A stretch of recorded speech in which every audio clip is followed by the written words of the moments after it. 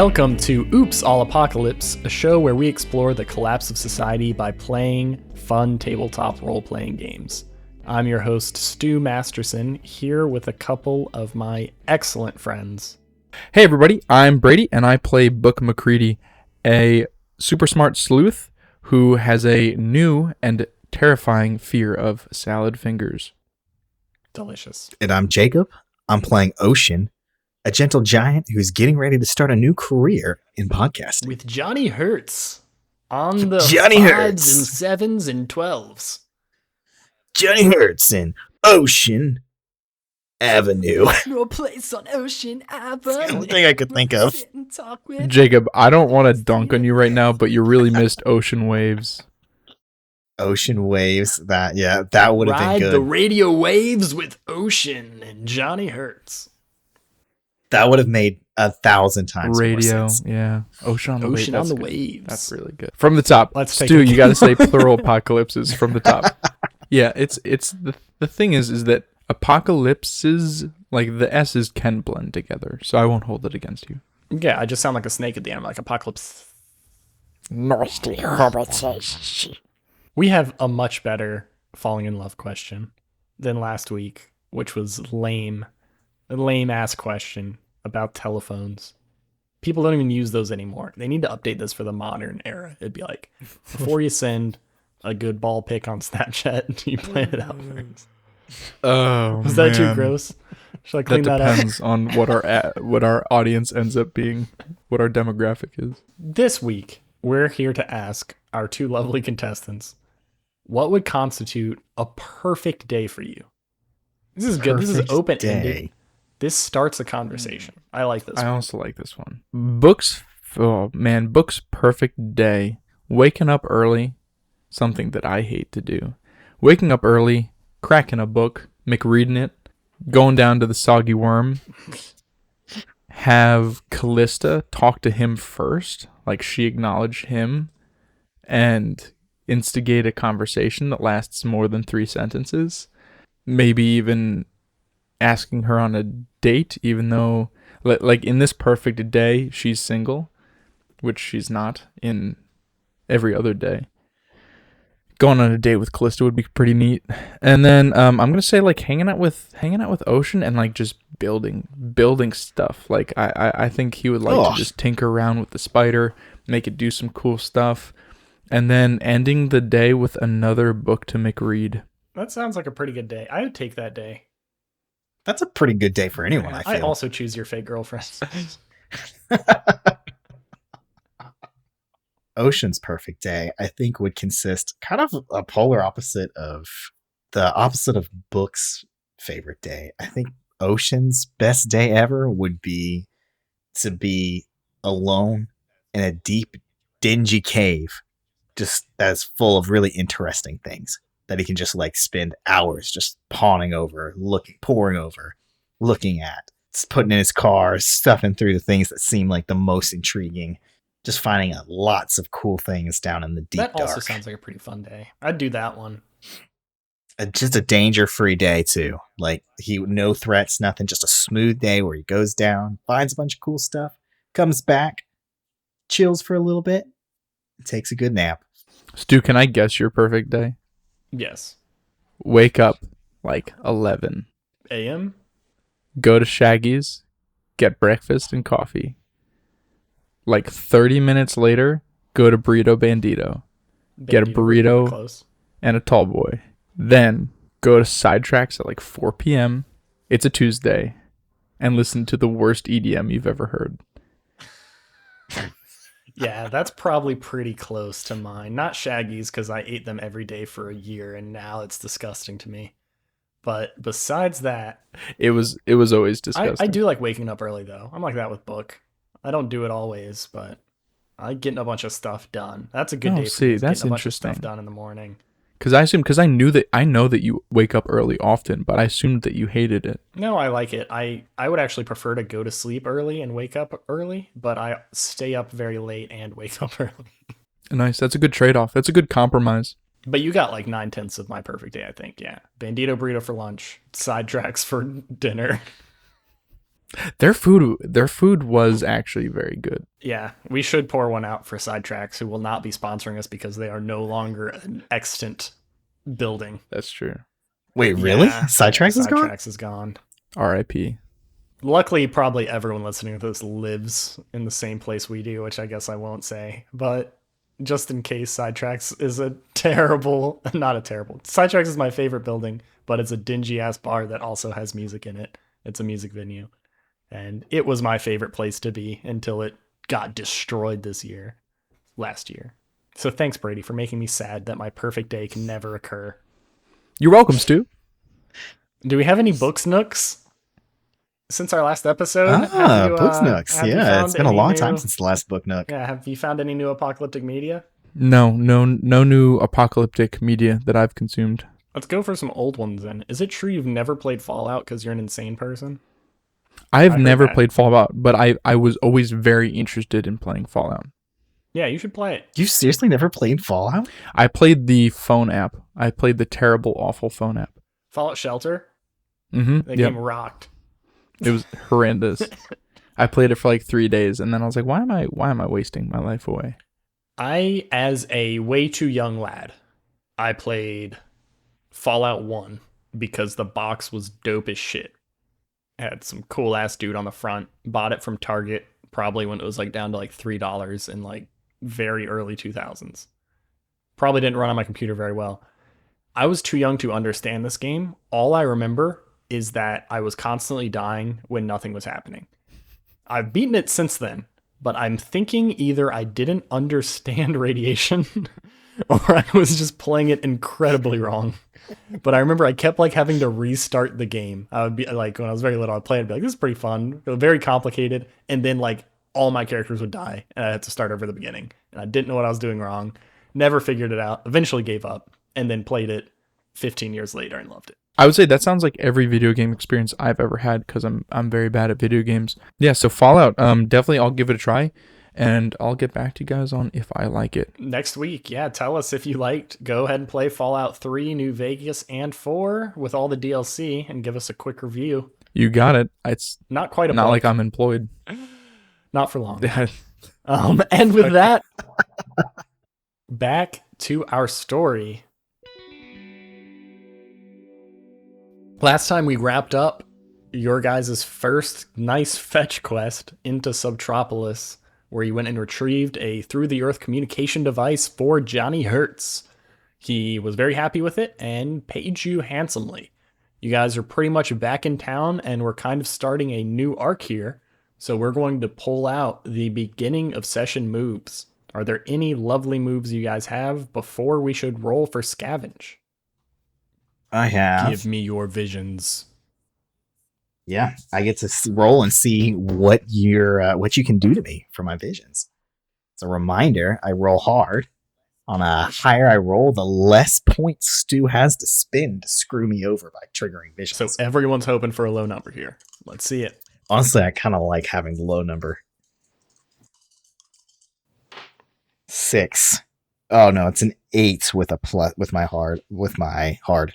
7 through 9. MC holds 2. So that means I can spend 2 of them, like I did previously, to immediately cause evasion anytime I want, which can be in a time of intense action or where it'd be very useful for him to have all of his faculties.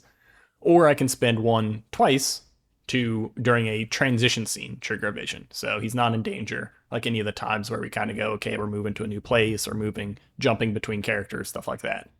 We can trigger evasion. So I will remember those and use them. Additionally, if you have 3 at the start of the session, you must begin the session by okay, then 1. we can move to rolling scavenge. So you guys are in the same scavenge categories you were last time. This roll will tell us what is easy and what is hard. What I'm going to do this time, though, since you guys are currently flush with cash, even though you're living life the same way as before, you have a sudden influx of money. So I'm going to give you guys advantage on this scavenge roll. Oh, so okay. what that means is you roll 3 d6 and you get to choose the 2 highest ones and add your modifier to that. Very exciting. Okay, I'm off to a bad start. I got a 2 and a 1. Holy shit. So we roll. Okay, that's actually an 8. But with my scavenge, that brings it down to a 7. I think that's still a So success. I rolled a 1, a 2, and a 4, and I have -1. So I have a 5. I still failed. Okay, an utter failure, even with advantage. The dice sometimes just are giving us something more interesting than we even could hope for. On a 7 to 9, you're allowed to ask me what's easy and what's hard, and on a miss, you should be prepared for the worst. That's what's going to happen to you, book. Holla. Okay, what comes easy is Beethoven, your good friend, comes back with a haul. He happened to be in Subtropolis about the same time as you, actually. He drives this flatbed truck that always has this very suspicious tarp over the back covering something large that no one is brave enough to try to peek into. It comes back towing this sled with a bunch of huge double-plated windows that look like they were ripped off of the skyscraper. And he comes bringing this back into town, and he is selling them to people for money. It looks like he has gone into town, literally ripped the windows out of some buildings, and brought them back for trade. So how difficult would it be to take that and fashion it into a new? It's going to require some work, but you definitely think you have the right materials and you know how to do. Fucking giant thunder exploded I heard as that. I was talking. Certainly got picked up. Yeah, certainly got Discord picked up by didn't my even mic. filter it. The shit was that? But yeah, you think you definitely have the materials with him. You can afford it with some of the money you've made. No problem. And you think you have the expertise to do it. It'll take some time, though. It's not going to be like pop one out, pop the other. Yeah, it'll probably be another session or so. I'm betting another Or one story arc roll until it's and fully ready to a go. several hours later. Yeah, no, you'll be able to. I would say the next time you need the spider, it's going to be good to go. We're going to stick around the town for a little bit here, but yeah, by the time you're going to need it, you'll have it. Sounds Okay, good. what's coming hard right now is the power available to people. Hickory has been extra stringent on the energy allocation to everyone right now. You see throughout, as you're trying to work on this, your lights go out every freaking 20 minutes. Like you're in your shed trying to fit this glass onto it, like trying to get the right shape down, cut it out, create a framing for it. And it is very frustrating to work on. Every 20 minutes, your powers go out for like 40 minutes. And this is definitely more than usual. Book, right now, he's basically keeping your power off. You don't know what's causing this, but he's giving you like trickling just enough to be able to survive. But all day, you're trying to read your fucking books. Can't do it. You wake up, you're like, today may be the perfect day. I got some money in my pocket. I'm good to go. You open this book. You're so excited. You're like, I got all day to do this. I got to recover. I'm a little sore from some of my scrapes before. Open this book, get halfway through the first paragraph in the back of the That's wonderful. And of course, I just burnt through my last candle. Yes, your last candle. You're like, I don't need candles anymore. I'm an electricity boy. I'm a zappy boy. Did you guys have any harm on you? I do. I have 2 I did. boxes. That's still in the area where it heals by itself, right? Yes, after 6, you need medical attention, but you're before 6, so you can clear those out, actually. You're going to have enough time around town to relax, cover up your wounds, and be good to go. So, Book, you have enough money. Your main goal here, why you went and collected some of these funds, was to try to obfuscate the Jeep from belonging to the Boxcar Children, Yes. which you acquired during our short intro romp of Splash Splash Boom. That is correct. But that was your main goal. You also rolled really bad on Scavenge, so it is not going how you hoped. I'm going to say you're able to do this, but the Jeep looks the opposite of how Book would want it. What does it look like? So what Book was looking for was sort of this camouflage for the cave environment. So I was picturing a kind of a gray base coat with black and light and darker gray triangles in sort of a zebra-esque arrangement. So they're not all the same size. They're not all evenly spaced. And instead of making the Jeep more difficult to see in a cave environment, it is now the most glaringly obvious thing that you would notice, even when it's surrounded by stalagmites and stalactites. Yeah, it looks like, what's the name of the pattern for houndstooth? Oh, yeah. Yeah. I know houndstooth. It looks like that. Houndstooth. It's gaudy as fuck. It's the colors you want, but Yeah. So I want to ask you, so was that something that I did myself? Was I unsuccessful in getting Frida's help? So if you want it to be, yes, you were unsuccessful in getting, you tried to contact Frida, which is not something that is very easy to do. Usually they contact you first, but you tried to reach out and you were unsuccessful in this amount of time. It seems like they are busy with other things. You haven't seen any new art pop up recently, but it seems like they are busy. If you want it to be a similar pattern but gaudy, like we kind of talked about, like Houndstooth or something like that, that would be you had to hire someone else to do it and they just did a bad job. Another option you could go with is you only had access to like one color of paint, so you just had to like paint it. You primed it and the shit's solid white and waiting for other coats. Oh, I think Something like that. I think that's a much better option. Okay. Yeah, you went to go buy all the supplies you needed and they had like primer and lime green and nothing else, and you're like, well, I can at least buy this for now. Right. And you got it. To make it look different, you had to uninstall the lift kit. It's less lifted than previously. Oh no. That's the worst thing that can happen to a Jeep. Less lifted, smaller tires, solid white now. Still a good Jeep, still runs well, and you think it's definitely not as obvious that one of the Boxcar children would own it. They couldn't just go and point it and be like, hey, that's my Jeep. You could make a somewhat cogent argument that, no, this is a different one. Is it a matte white? Because I'm assuming it's a matte white because it's the primer. Yeah, which is pretty cool still. Yeah, that's not the worst thing in the world. Ocean, you're able, the only other thing wrong with your truck was the fuel line, which is very easy to replace with the amount of money you have. There's fuel lines laying all over the place. You just buy a new one, pop it in there, and you're looking pretty good. So what would you guys be doing? I kind of want to dig into this Ace of Spades, the Queen of Spades. I agree. Okay, so I'm gonna start off by saying, so did Ocean visit me or did I visit Ocean? So that we can have a conversation about what we want to do today. So so the Jeep is at Ocean's place anyway. So while you're painting it, you'd probably be there. I have a question before you guys talk. What are you guys gonna do with the cool hot mixtapes that were given to you by Crandall? Oh, I'm putting that in the glove compartment of the Jeep. The glove compartment? Yeah, you have one too. You both have. I'm assuming that they're identical music. Yes, they're both Vessel by 21 Pilots. Okay, perfect. Yeah, that's so funny because I have a 21 Pilots CD in my car permanently in the CD player. It's the only one you need. Well, that's their best album, so why isn't it that one? It's Trench. That's good if you like random ska songs thrown in. Okay, so you guys are together at Ocean's place. Yeah, I think it makes more sense considering your cave. Yeah, mine has no power. So Ocean just said to me, mentioned investigating the Ace of Spades, or sorry, the Queen of Spades. I nod my head and say, yeah. The only issue is, I think the only person we have positive confirmation of knowing anything is Frida, because they made that artwork referencing the Queen of Spades. What about those cards that you found? Oh yeah, that was at the bar, right?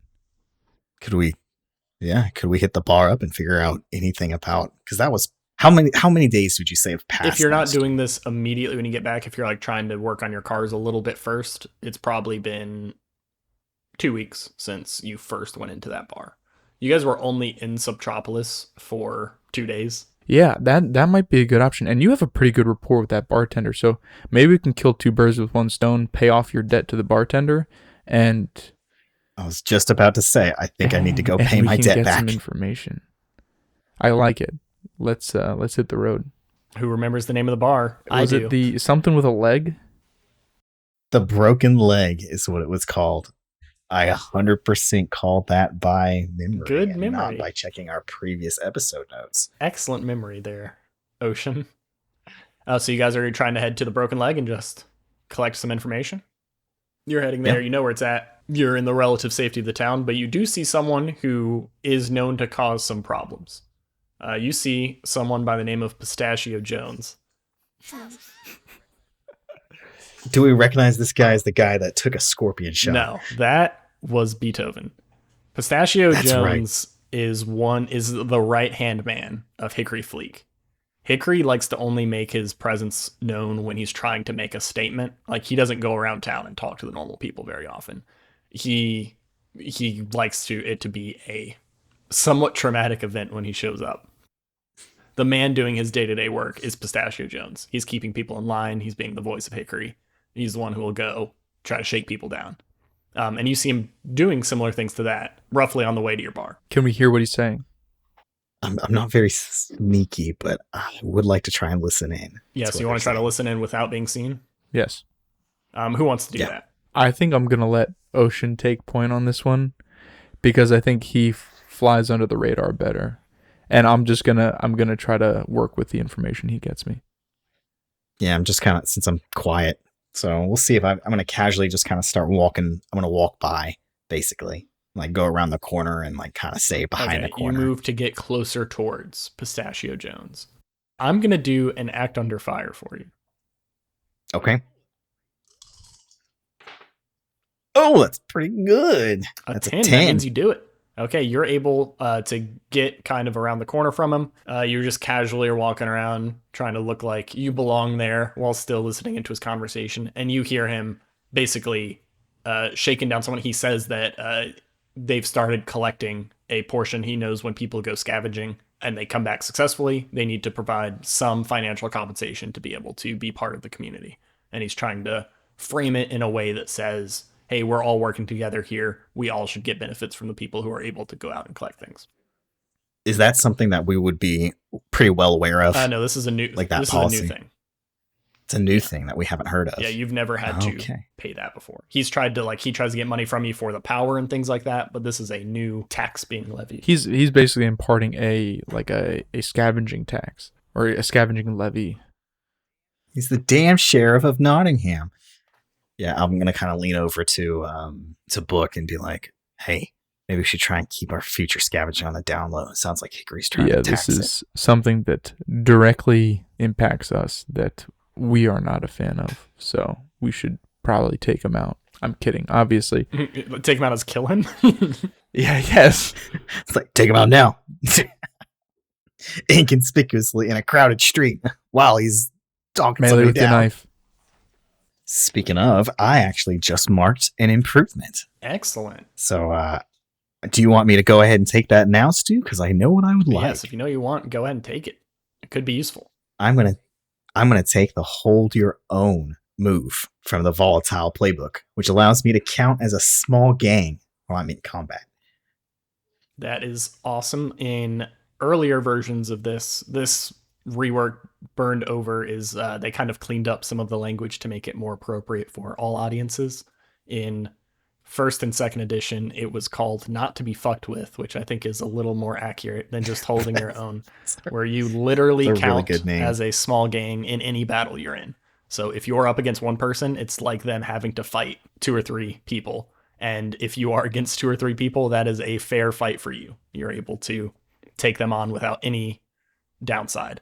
And that also still helps you when you're outnumbered. You basically are always treated as a small gang. So if you're fighting a medium gang, it's only 1 tier above you, and a large gang is 2 tiers instead of. That is super handy, especially because I will be of very little assistance in those fights. Yeah, so now it's like you have, instead of 1.5 people, you have 3.5 people in each fight. Beethoven needs to watch out because there's a new big boy in town. I bet Beethoven probably has this move if I was to be a betting Imagine man. if Beethoven just is Frida. That would be the twist of But the if that were the century. case, then Frida would not need us to scavenge for them. Yes, it's throwing people off the scent, you know. Let me get these 2 chuckle fucks to pretend to get stuff that's useful. Give these guys an inflated sense of ego. Okay, you have that now at this exact moment. So do you think that comes from your past? Do you think this is something that has like opened up within you, that you always had within you, and now you've been in some dangerous enough moments, you've seen some weird enough shit that now you're like... Yeah, I think actually it's probably more in the line of that from the last outing that they had. You know, Ocean's a pretty big dude, and from going out and climbing through the sewers and chopping a creature's arm off and all that stuff, he's more aware of his size. He's more like spatial awareness, so he's more able to like utilize his body I'm picturing mass. that that this added experience dealing with gangs just made you realize, like mentally, like, oh, I could take them. From seeing It like was the more of a gangs. mental block than a capability block. Yeah. You saw the people in Yeah. Crandall's first floor, and you're like, I think I could take all of them at once. I saw Crandall and was like, what is this? How is he a I warlord? could be a warlord. So are you guys going to try to get past Pistachio Jones without being seen, or are you just going to waltz by him? You're closer to him, so I think your behavior is going to determine mine. I don't think.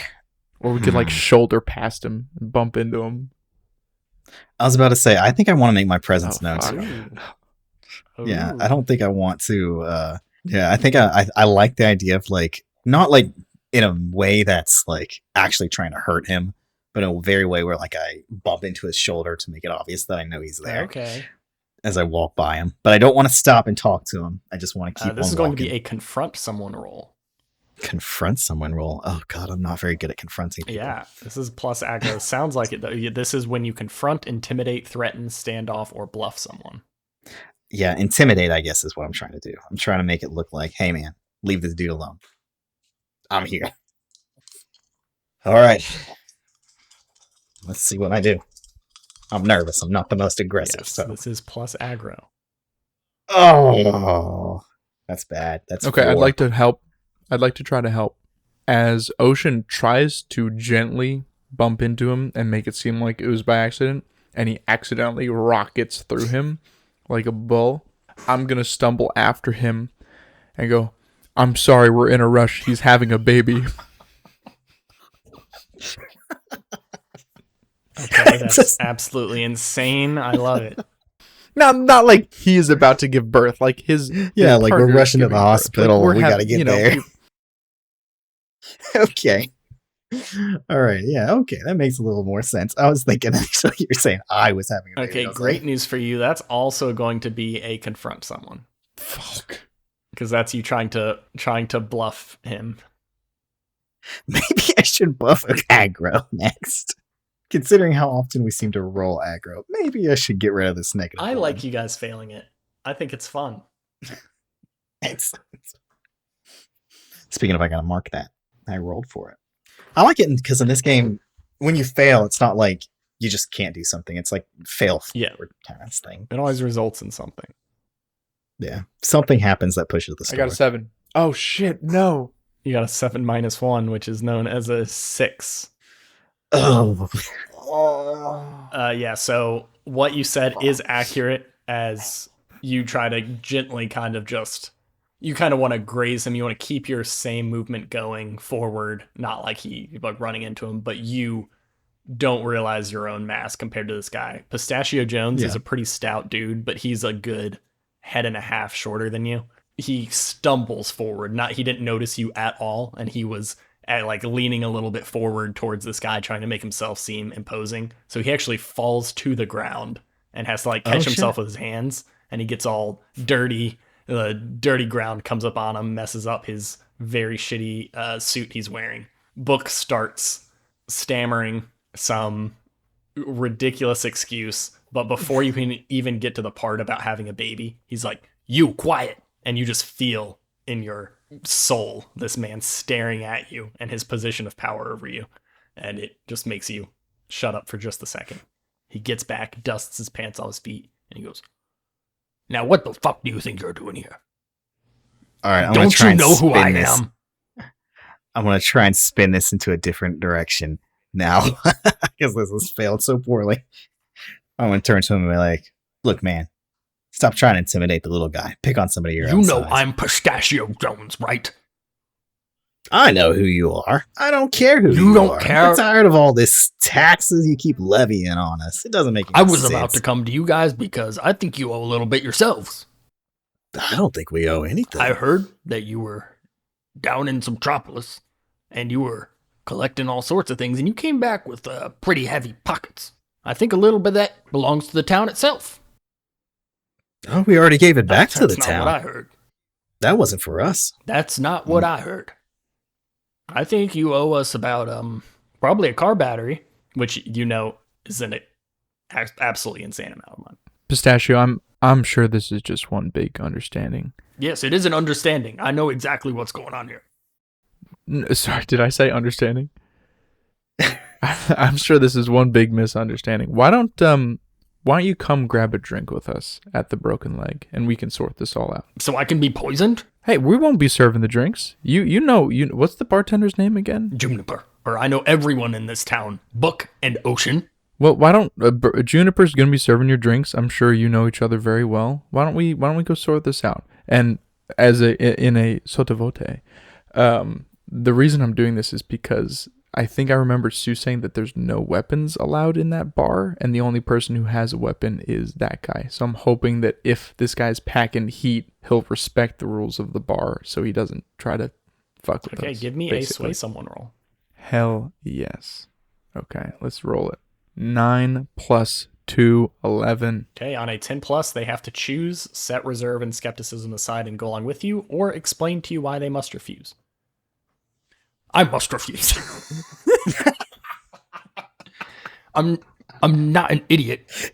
I'm not going into some random place with you guys. I don't have time. I'm a busy individual. I really, really need to get on and collect some more taxes. So if you guys could go ahead and pony up, pay me what you owe, we can just go ahead and get moved on. As you can see, neither of us have a car battery on us. So it looks like we'll just have to cross paths another day. Well, I know right where you live, so we can take a quick sojourn that way and just go ahead and hand it over. Speaking of where I live, if you're so worried about what we're contributing to community, I'm a little worried about what the community's contributing to me, because I haven't had power in 2 freaking weeks. Oh, Why would I pay taxes to a community that isn't giving me power? That's coming from Hickory himself, so you're gonna have to bring it up with him. Yeah, so what's that about? I thought you were Hickory's right-hand man. No. You said yourself. You just say that's right, Ocean. You just said. So let's talk about this. Let's go get that drink and let's talk. I'm not going in a bar with you guys. That's absolutely ridiculous.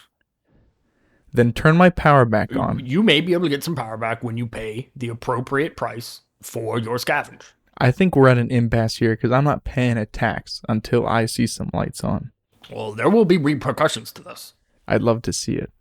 Okay. Ooh. Jotting it down. He pulls out this thick notebook and he writes quite a lot down, looking at you, and he's just making this face just like, okay.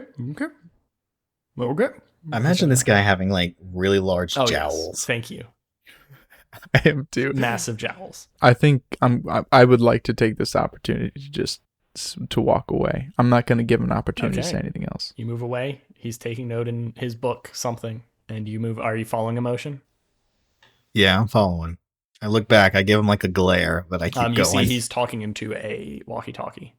Oh, shit. When I turned the book and I'm like, well, that didn't go as smoothly as I hoped. Yeah, I may have, my temper may have gotten the best of me there. But if he's going to run back to Hickory. Let him run back to Hickory. We might as well stick around this bar for a while. We don't have anything to give him. I won't mind being in a place where weapons aren't allowed. So let's hustle. No, let's hit the bar. I still would like to learn about this queen of spades, queen of ace of queens, queen of aces. Nailed it in one. Queen of aces. I'd still like to learn about this queen of aces. And Book looks at Ocean. Book looks at Ocean and he pats his back and he goes, "Let's go, buddy." Just a little flustered. I'm sorry. Anytime Hickory just pulls these I know kind you of don't like shenanigans, confrontation. it's just not right. The words "couple of jabronis" from behind you as you continue onward. He's squeezing this town dry. You make it to the Broken Leg, not accosted during that short jaunt. And you open the bar, and I think every time we go into this bar, I'm going to have you guys read a situation. All right. So it worked so good last time. Who wants to do it? Who's going in first? Ocean's generally the one that goes in first, just because he's more, he's just a little bit more sturdy. Okay, yeah, you give me a read a situation. And it's a good opportunity for you to read situations, which is what Book normally does. Oh, that's pretty good. God, why can't I roll? That's a 10. You get to ask me 3 of these questions right now. I'll start with the standard. Who or what poses the biggest As you go in this threat? bar, you spot two people sitting at the bar actually and drinking. One of them has a face that has a very bad burn wound on it, and the other one is like their whole right side. Like you see his shoulder, he's wearing a tank top, and his shoulder and arm is just like disgusting, like completely boiled away. Like this is a wound that needs medical attention, but he's just sitting at a bar drinking. Oh, we gotta go. I was going to say, why does everyone who hate us all on this one street in bars? Well, hold on. These are chaos cultists. So maybe they have a no harm or a lot of harm, no foul system. Who knows? It's chaos. Maybe they'll respect him more for beating the shit out of him. Do I see this too? Yeah, you see it when you come in. I think, can we try to sit in a corner? Like, do we have to get our drinks at the bar is what I'm asking. No. They have people who come around. But we want to talk to the bartender because he probably has the most info. I'll let that tie into my next question, which is who or what represents the best opportunity for me to find information on the Queen of Mentally, Spades? you know, Juniper, the bartender, generally knows people, especially since Book saw some. He collected the cards in the bar. You think he would have a good idea of maybe who they belong to, who is there. That would normally be the answer. But you see in the corner is someone sitting at that same table that Book had taken all the cards from, and it looks identical to the painting that you saw from Frida. Oh man. Shit. So they are in the corner, probably. You think that's most likely who was called the Queen of Spades. Oh fuck. Okay, Oh fuck. last- I should say. Oh damn. Last question. What or who should I, or I guess it's just as what should I be on the You lookout see for? that they notice you come in and their eyes lock on Book, and they reach down and they pull out a weapon, which isn't allowed in here normally. But you Ooh. see there is one of those short katanas that only weebs know the name of. Wakazashi or whatever. I was Weed just about to check. say either a Wakazashi Tanto, or a yeah. Tanto. I know that from Morrowind, actually. That's not a Okay, weed that's thing. fine then. Can you It is kind of explain a why weed you know it, thing, 'cause- Brady? Because I like swords. Listen, the only is Avatar: The Last Airbender is not anime, right? Depends on who you ask, but by all technical definitions, it shouldn't be Okay. considered. That's the closest to anime I've ever watched, except this the new Cyberpunk show. I did watch that, You haven't seen Family Guy? so I'm definitely Okay, actually, there is an American show that is actually very close to being able to be called an actual anime, and that is oddly enough The Boondocks. oh Yeah. Because The Boondocks was made by a Japanese Nice. studio, Yeah. just produced by an American company and written by Neat. American people. But all of the animations and the art and all the stuff was done by a Japanese. So this studio. weeb knife, a Totoro, is that what you said? A Tonto? Tanto or A Kanto? Wakazashi. Is it a short sword or is it a knife? It's like a knife. Okay, then it's Tanto. This Tonto that you see them pull it up and they flip it around like they're going to throw it. Like they're holding it in a position where they can throw it. Okay, well I have Oh shit! Do you have the I have cards with one you? of the cards with me. Maybe you can hold it up. Ooh. Like, I mean, I can't tell you that because I'm not technically. I just imagine this is all happening very You fast. could nudge me and like grab the card. I don't know. Do we have enough time for that too, or they're like winding yeah, up? no, they're not. You're not watching them like grab it, flip it around, and wind up to throw it. They have somewhat surreptitiously, like you wouldn't have noticed this if you didn't roll this read a situation, taken it out of a sheath they have on their ankle, bottom leg, the lower leg region, and flip it around. But they're still like holding it under the table. So they're just prepping, basically. Yes. They're okay. Yeah, I'm gonna nudge Book and be like, "Hey, you got those cards?" Yeah, And then I'm gonna nudge my head that way in their direction. I got one of them. What should I do with it? I think we should show it to her. I think we should just raise it up right now. Don't make eye contact, but just hold it up in her general direction, Okay. and let's walk over to a seat. Yeah, I take out the card and I flash it. Yeah, you hold that card up and you see their eyes narrow like a little bit. Those Avril Lavigne eyes. They narrow. God, they're just so hot. Yeah, I was gonna They say narrow just a little. the idea of this person threatening us but also being the most beautiful person I've ever seen, Book is immediately in love with them. Callista is dead to him. Get out of here, Callista. Callista no longer best friend. New best friend. They hold the knife still, but they kind of lean back a little bit and they wave you over. How close are they to the people Book got in a friendly balloon They are battle in, with? if you remember the first time, there are this Fuddrucker size corner tables. And the door is right where you come in. You met Johnny Hertz in the one in the far right corner from you. And they are sitting in the one in the far left corner. So you actually have to walk along the bar to get there. You guys could take some awkward snaking path to try to avoid. I'm just gonna try to walk on Book's outside. Book is going to walk outside of Ocean to try to stay out of view of the Melty Boys. Let me use my mask to Okay, it hide sounds 'em. like you are trying to hide, so I'm going to have you roll try something challenging roll. Oh, not again. Just Book. Not Ocean, you're again. just walking normally. You're fine. Yeah, I'm just walking normally. Though I do know what Book is doing. Yeah. I do get what Book It is may doing. give you so an I will try opportunity to help, him. yeah. I got a 9 -1. I got an 8. 8. Do you want to risk helping I him? was about to say, is there any benefit to I'll go ahead and helping tell you him? the cost before you have to decide. Because it's supposed to be very open with, like, when you make your decisions, you guys should be fully informed. So the cost for this is going to be the Queen of Spades, or the person you think is known as the Queen of Spades at this time, is going to be suspicious of what you're doing. They're going to notice that you're doing this, and you're kind of like hunkered down. So their opinion of you is going to be.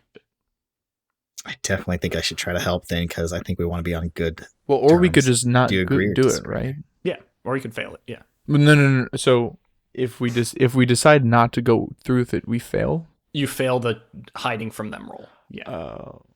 Do you want to help, or should we just fail the roll and because they're chaos cultists, they may have found that funny. Are you gonna have me act try something too, or would I use my history to help? If you wanted to help out, it would be you trying to, you know what he's doing, you're trying to kind of help block him, and you want to do it in a casual way. So that I would let you roll act under fire. Yeah, I'll give that a shot then. I'm not bad at acting. I will say, if you fail this, it basically makes his success moot because they're going to notice you being weird. That's a 7. Okay. Is there any drawback for not getting a full success Yes. for this? Or okay, of course there is. Why would I? Now ask? we just have 2 complicated decisions to make. Exactly. So you start walking by, and Book, you're trying to kind of stay to the side, a little hunched over from Ocean. Right when you're right by the Chaos Cultists, one of them turns to the bartender to try to order another drink, and they're basically like facing you two. And you see that moment, you have to like hunker down more, and Ocean stands up straighter to try to block more of the sight from him as he looks. And the Chaos Cultist's eyes lock immediate with Ocean, and he grabs you by the arm, Ocean, and he goes, "Hey, are you that guy?" And he kind of pulls you to the side. Book, to not be noticed by them, you have to just kind of keep going and walk separated. I think that's a good plan, just to keep going, because you are more personable anyway, so you'd probably be better off talking to her, and I can distract them or them, I guess. since we Actually, don't quite. I was gonna say, I think this is actually kind of a good thing, because you can do like 3 things, and I can just do 1 thing. One is you can pay off your debt to the bartender. You can distract the chaos cultists so they hopefully don't see me. And 3 is you can ask the bartender for information, and then we can compare what we get and kind of corroborate what each person says. I think this has potentially come to our favor. Well, let me change that. No, I think I give Ocean a look that conveys all of that perfectly. yes. Yeah, it's a We're lot very of good eyebrows. friends. It's like, My +2 history nod. means I comprehend entirely. I give him a little side eye, and then I nod and I give a thumbs up. And then I sign like cash, and then what actually happens is as they grab your shoulder, Ocean, you just make yourself like really big, like you turn straight facing them, like, "Oh, hi, nice to see you," and block their vision entirely. And you and Book, you scurry away to the corner, and the Chaos Cultists, talking to you, Ocean, they go, "Are you the guy? Are you friends with that the little one who the know-it-all. You know that guy? Pamphlet. They say They that. think my name's Pamphlet because I handed out pamphlets. The pamphlet guy. Do you know him? Oh, yeah, we're friends. I was Why? just Why? talking about him. We were telling the bartender the story of what went down. That was so funny. That was like ridiculous what happened. And we were like, it's crazy that you come in here and we were like just talking about it. Like, what are the odds? What are the odds? Can you tell me? Can you tell me? Tell me I what the can't odds tell you the are. odds. It's chance. It's pure random I bet chance. Pamphlet could. He probably could. He's very smart. I bet he would know those odds right away. Do you want a drink? Yeah, I actually was coming over here to pay off a tab with the bartender. Oh, yeah, over yeah. You here, pay off that tab, but we'll buy you a drink. We order them special here. Okay. You want to try one? Yeah, sure. Okay, great. A bead of sweat like rolls down his side of his face. I love that my nickname is Pamphlet. All right, I'm like, That's before good. I do this drink, I'm gonna go to the bartender and I'm like, hey, I got your battery here. And I'm gonna roll him the battery. Very coolly grabs it. He grabs it right as it rolls off the edge. He snatches it up and he goes, "Thank you. I knew you'd be good for it." I pinky promised. And he holds his pinky up and he goes, "You're really gonna have what they're having?" I'm gonna lean in a little bit and be like, is there any way you can make it a little less dangerous Yeah, for me? yeah, no problem. Don't worry about it. Yeah, then I'll have what they're having. He's gonna say a little bit louder. He pours you a drink, and it ends up tasting like I was about to say some fancy ass drink that shouldn't exist in the apocalypse. It ends up tasting just like a rum and coke. Yeah, when they see you just drinking it normally, they're like, "Whoa, dude, we got a badass over here." What can I say? I've got a lot of experience being down in the deep. I have to eat what I can, That's drink what I can. crazy. That's Ocean 1, Beethoven 0. I'm gonna look over and be like, I say, never speaking heard of- about Beethoven. Yes. Any of you guys heard anything about this Ace of Spades character? Or Queen of Any of you guys heard anything about this Queen of Spades? Spade over in the character? corner there? And they point and look right as Book jumps behind a table. Book's casually walking up, looking cool, and then you feel this tingle on your back, and you dive behind a table as they reach over their shoulder and point in that direction, and then turn back around. And they go, "Yeah, they came into town a month ago. I don't know. They got a pretty sweet setup. I don't know. Everyone loves them though. They're very nice, very sweet." Oh, okay. It's just not the vibe I got from that painting, that graffiti art. Oh, the that I one on saw. the old apartment complex? Yeah, that was cool. Yeah. I stared at that for a long time. Oh, I think We're going going to to jump over to Book. As you walk up, there is silence. They don't say anything. They just look at you. I stick my hand out. McCready. Book McCready. Spade. They do not shake your hand. They actually keep their hand on their knife. You see on the table, there are way more Queen of Spades cards, just like the ones you stole. They're kind of like half set up like it was before, where a bunch are tucked into the corner, a bunch are on the table. There are also a bunch of weird small knickknacks, looks like valuable things that have been found. And on the table is also a large revolver. It looks beautiful. It's like very shiny. Like it's way too shiny for normal like gunmetal that you've seen.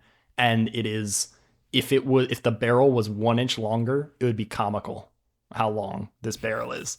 But it's right at the point where it's like elegant and a little scary. Nice. And so everyone is just ignoring Juniper's rule today. It looks like just for Spade, which is how they introduce themselves. You know, this is Spade. Okay. You are just the person I was looking for. I heard that you came and took a bunch of cards from my seat. I'm sorry. I think this belongs to you, and I hand the card back. One card. I can get you the rest. I didn't realize. No, that's fine. I don't really care about the cards. It's just that people give them to me. I don't think they use them for their game they play. They play some weird game here. It's called Old Maid, and you only need 3 queens for it. So I think they just had a lot of extra cards. Oh. Someone really Okay. needs to teach them new games. Yeah, I grew up on Old Maid, but I would welcome a new one if you know of any. Yeah, I've played a couple. I don't have like the rules on me, but I really just want to know, why the fuck did you take all those cards? I thought they were a clue, What does that and I even think and I try to figure stuff out, and I saw them, and I thought that maybe there was like some writing on them or like something on the inside, and I was probably gonna spend like 10 hours pulling each one apart, the laminate, and seeing if there's anything underneath. If I'm being honest, I don't know. I'm sorry. give me a weird roll.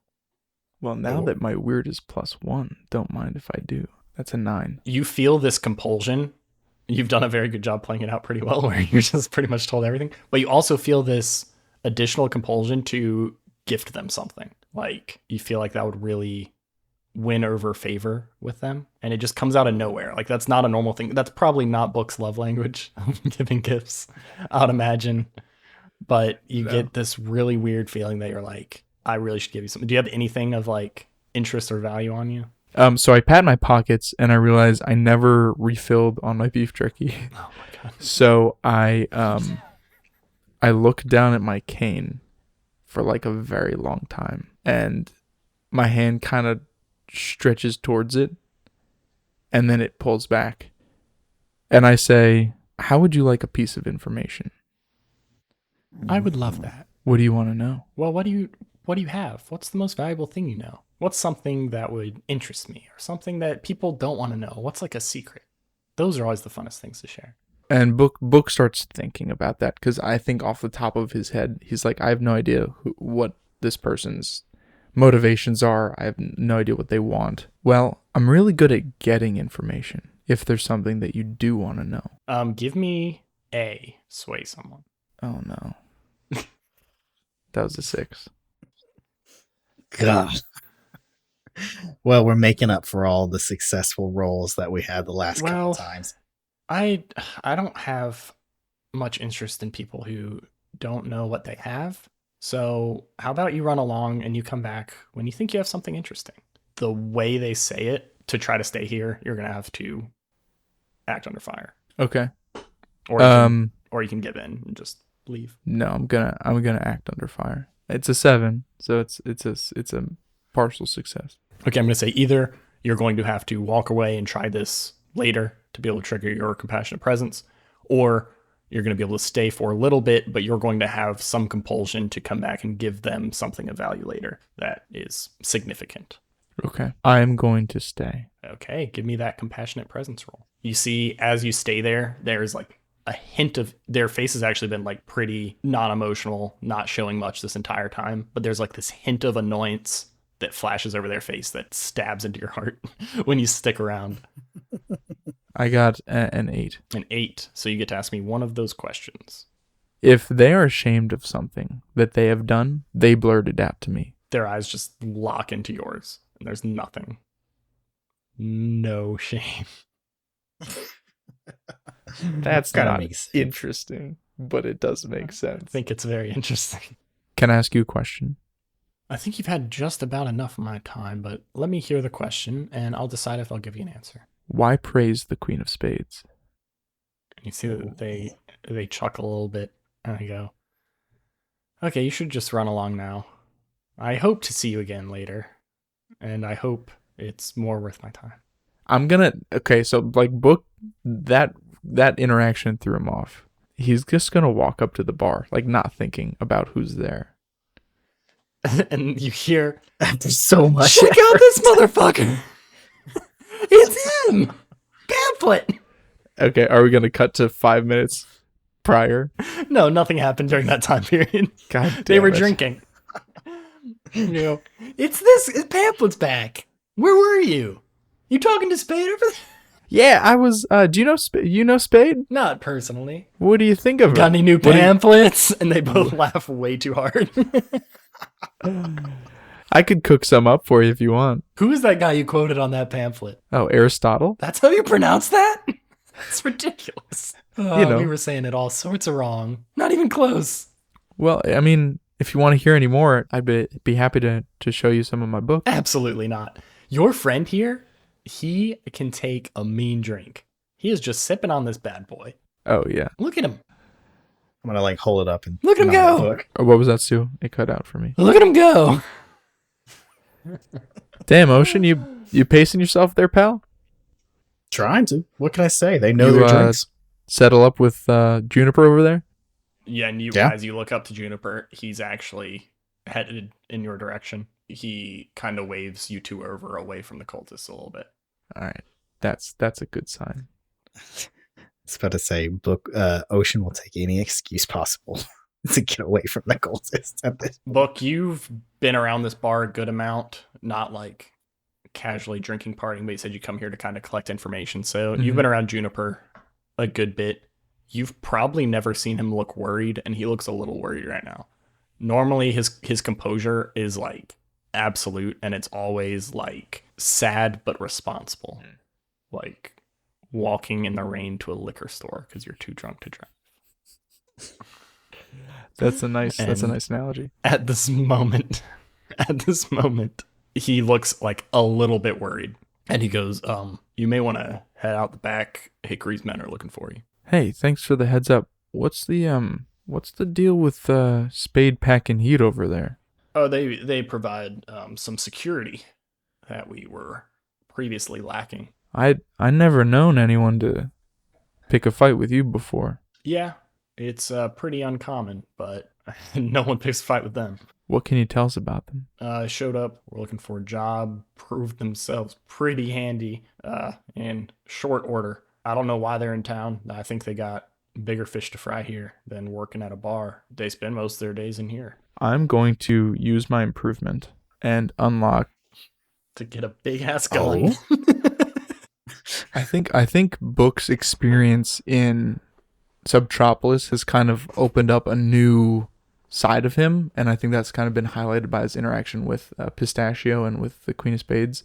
And I'm going to unlock Stern Presence, which is one of my characters. Oh, yeah, your other one. So you have both options now. That's what you're going to roll when you enter the bar in the future. This little shrimp intimidating everyone with a stern And look. I'm going to use it now to see. I'm going to try to scan the room, but I especially want to see what's going on with Juniper because he doesn't see him himself, and I definitely want to see what's going on with Spade. And so what Stern Presence does, when you enter into a situation, roll plus hard. On a 10 plus, both. On a 7 to 9, choose 1. If anyone here is intentionally told lies, betrayed trust, or sown confusion, they can't meet your eyes. If anyone here needs your help, they meet and hold your eyes. On a miss, something else catches your attention first. Ask the MC what does. So I'm rolling plus hard. Give me that hard roll. Which is not my best, absolutely. But I like the move. It's very fitting here, too. That's a natural 12. -1, so an 11. Oh, dang. If they can't hold my gaze, it means that they've lied or sown, what was it? Intentionally told lies, betrayed trust, or sown confusion. The other one is if they need my help, they meet and hold my gaze. So I'm anticipating Juniper to hold my gaze, and I'm anticipating Spades to not be able to hold my gaze, but I'm going to let you sort that out. With this new feeling in you of this just resolve, and you have some sort of very stern look on your face. You look like a proper gentleman. And you lock eyes with Juniper. You look behind you, you kind of scan the room, and there is one person sitting at just a random table who is averting their eyes from you. You don't recognize this person. They're averting eyes to you. You look into the back corner, and Spade is just staring straight at you. Oh, shit. God. But you blew your roll so badly, we have to leave and come back if you want to get But I'm going to ask, hey, Juniper, who's that guy behind me? The one who couldn't hold my gaze. That there is Mako. He runs some of the power lines in the town. I don't know much about him. I think I might. Cogs are starting to connect. But Juniper, is everything okay? I need you to get out of here as soon as possible. I apologize, but I can't have Hickory's men causing a ruckus in here. Hey, no worries. I'm sorry if I brought any heat onto you. We'll get out of here. I'm sure it's not your fault. I flip him a AAA, Ooh, and I walk out. big spender. Big spender. Are you guys going out the back like he suggested, or are you going out the front? Yeah. Okay. Yeah, definitely out Yeah. there. There's like the shittiest, smallest kitchen of all time that's like not used ever. In an emergency, they can make emergency fries and a burger, but it's like never used. No, just a grilled cheese, Yeah. no meat. Yeah, it's like it's literally like They don't have a fridge. it looks like a walk-in closet. It's like a skinny, long room that then leads. There's another door that heads out the back. When you head out back there, what are you guys trying to do? Well, I don't think I can go back to my place because Pistachio was real unhappy with my behavior today. So I'm gonna turn. He's to real Ocean. unhappy with both of our behaviors. I don't know. I don't know how happy he will be at my Where should place we too. crash tonight? Do you think Johnny Hertz would put us up? Johnny Hertz owes us a favor.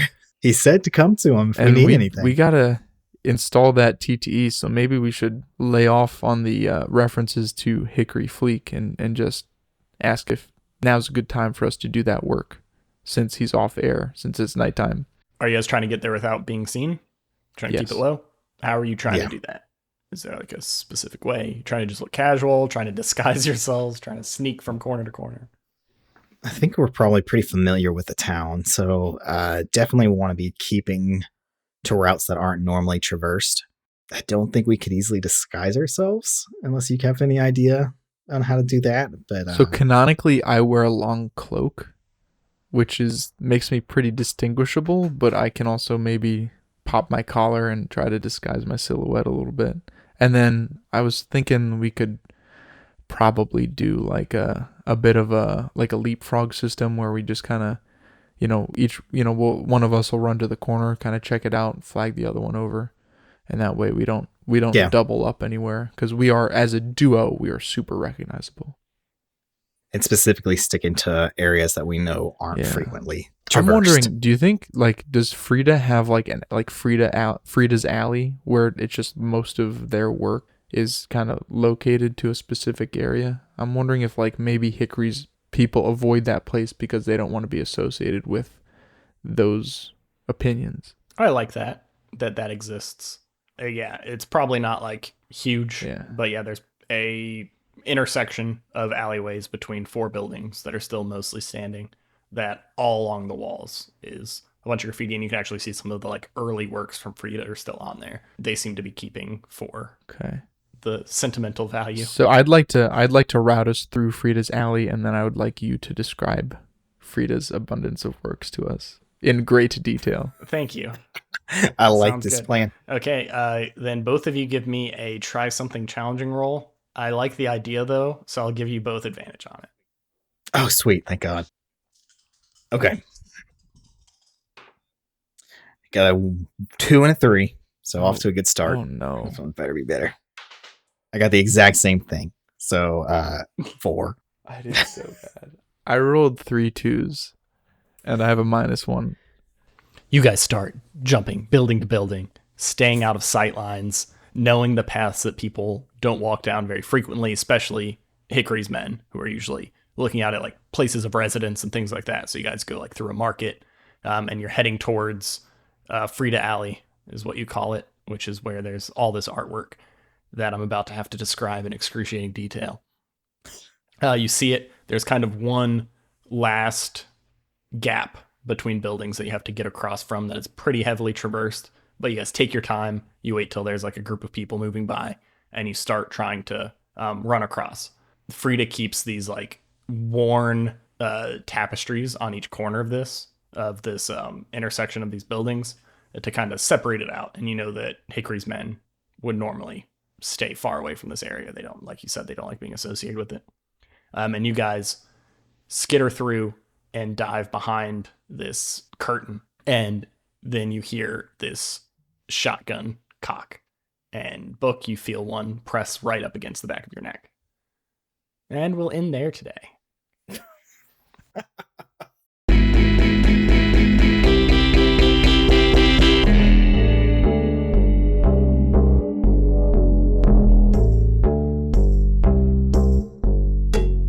Hey everyone, Brady here to say thank you for listening. We really hope you liked this episode, but whether you did or didn't, you should play the show out loud on road trips, so everyone trapped in the car with you can make their own informed opinions. You can tell us what you and your captives thought by emailing at oops@stu.cool. That's oops@stu.cool. Stu Masterson does our music and editing, Jacob Cecil provides our remote medical services, and I made our logo. Stay tuned for more of our subterranean adventure. Love you, bye.